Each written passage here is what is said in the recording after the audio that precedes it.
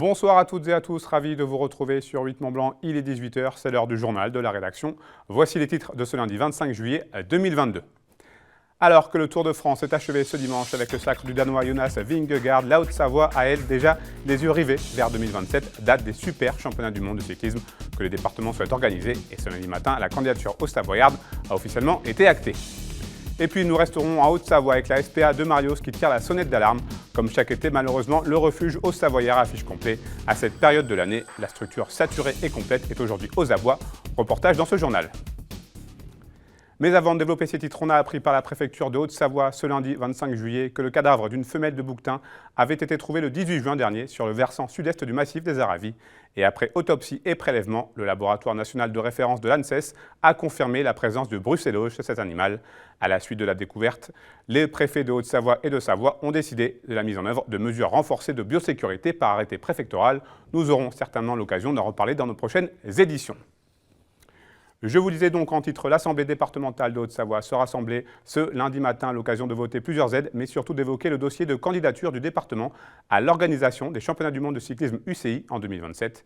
Et depuis ce lundi, cette candidature est officielle. Les précisions d'Emmanuel Jaude. Réuni en séance publique, le conseil départemental de Haute-Savoie devait statuer ce lundi sur de nombreux points et budgets définissant le plan d'investissement du département sur les prochains mois.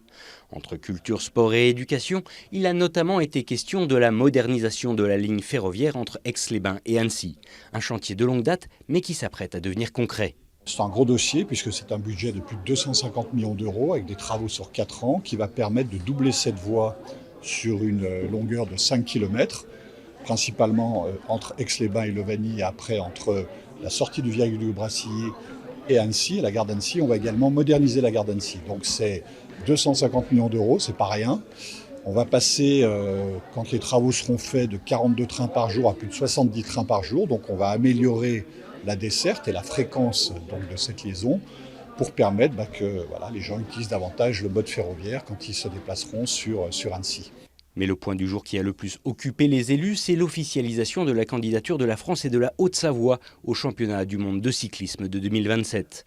Un rendez-vous qui rassemblera les 16 disciplines qui composent aujourd'hui l'Union cycliste internationale, une candidature désormais confirmée par le vote de ce lundi. Le fait qu'on ait une très large majorité aujourd'hui, ça permet de déposer officiellement la candidature pour le congrès de l'UCI.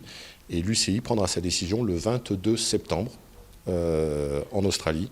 Et donc le 22 septembre au soir, on saura si la Haute-Savoie, comme d'autres avant nous l'ont fait, je pense aux Jeux Olympiques de 1924 à Chamonix, je pense aux Mondiaux de cyclisme à Sallanches en 1964, avec Bernard Hinault en 1980, on en parle encore à Sallanches, et bien comme eux, si on a la chance de porter les couleurs de la France.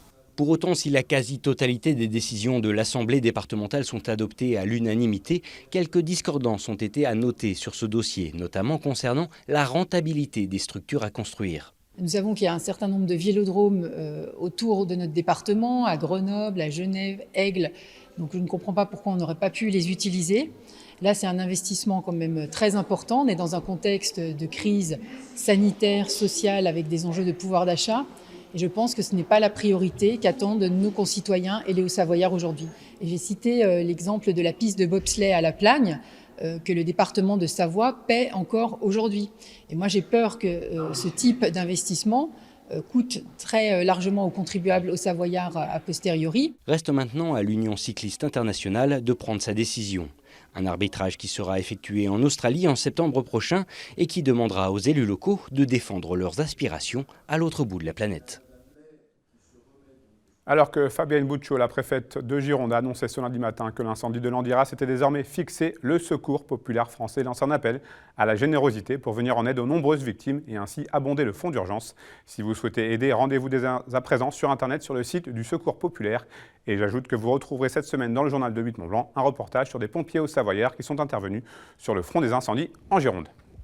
À 10 jours de la fête du lac, le monde de la pyrotechnie est en deuil. Jean-Éric Ougier, un des artificiers les plus connus d'Europe, est décédé ce jeudi 21 juillet. Réalisateur de très nombreux spectacles à travers le pays, Jean-Éric Ougier laisse derrière lui une trace indélébile. Il sera inhumé ce mardi 26 juillet à 11 h 30 au cimetière de Menton-Saint-Bernard. On s'intéresse à nos amis les animaux à présent. En cette période estivale, la SPA de Marlioz à Annecy affiche complet. Le refuge au Savoyard, comme beaucoup d'autres en France, fait face à une hausse des abandons. La situation est telle qu'il ne peut même plus accueillir de nouveaux animaux. Toute l'organisation de la structure et de ses bénévoles est donc à revoir. Alex Gontier et Frédéric Ruffnac se sont rendus sur place. Les Français champions d'Europe de l'abandon des animaux. Cet été, comme chaque année, les SPA se remplissent et certaines affichent complet. En 2021, ce sont 60 000 animaux qui ont été abandonnés en France. Une tendance qui reste d'actualité et qui oblige les refuges à s'adapter. En ce moment, nous avons énormément de chiens. Donc le chenil est plein. On a des listes d'abandon, donc de chiens qu'on ne peut pas rentrer immédiatement. C'est une situation qui dure depuis septembre 2021. On est obligé de mettre 2 chiens par box. Bon, on peut mettre 2 chiens par box. On a l'autorisation pour en mettre 2 dans un box.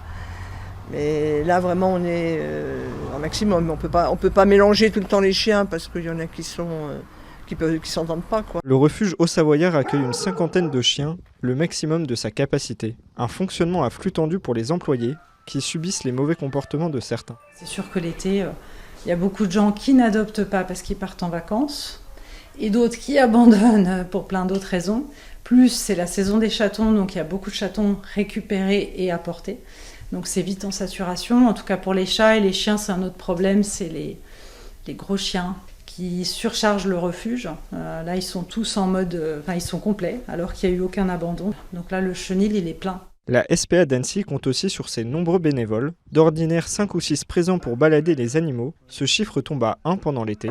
Ici encore, les conditions obligent le refuge à s'adapter. Il y a un peu moins de bénévoles qui sont disponibles, les gens partent en vacances, ils ont d'autres choses et puis il fait chaud, donc c'est un peu compliqué.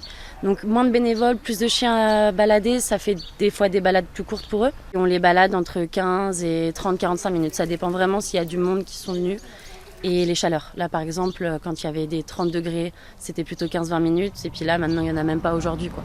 Pour éviter les balades sur le goudron brûlant et la chaleur qui peut provoquer des malaises, le refuge sort quand même les chiens dans un espace adapté. La SPA espère tout de même que sa population va diminuer pour offrir un maximum de temps et d'attention à chaque animal. Un mot de golf avec le couronnement de Brooke Henderson ce dimanche sur les bords du lac Clément. La Canadienne, âgée de 24 ans, a remporté la 28e édition du Amundi Evian Championship.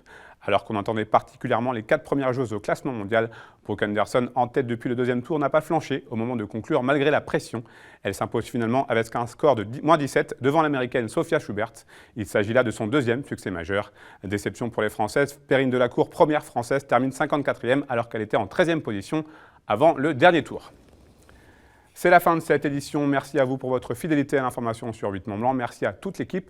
Tout de suite, la météo présentée par Thierry Paul. On se quitte avec des superbes images de la grande traversée signée Nathan Paulin.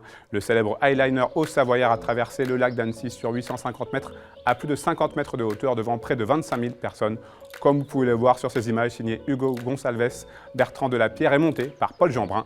Juste après, comme tout au long de l'été, nous vous proposons de revoir les plus beaux numéros de votre émission Panorama de la saison. Cette semaine, place à l'Aéroclub de Savoie avec Victoria Lopez. Passez une très belle soirée, prenez soin de vous et de vos proches. Je vous retrouve avec plaisir ce mardi, même endroit, même heure, pour un nouveau journal sur 8 Mont-Blanc.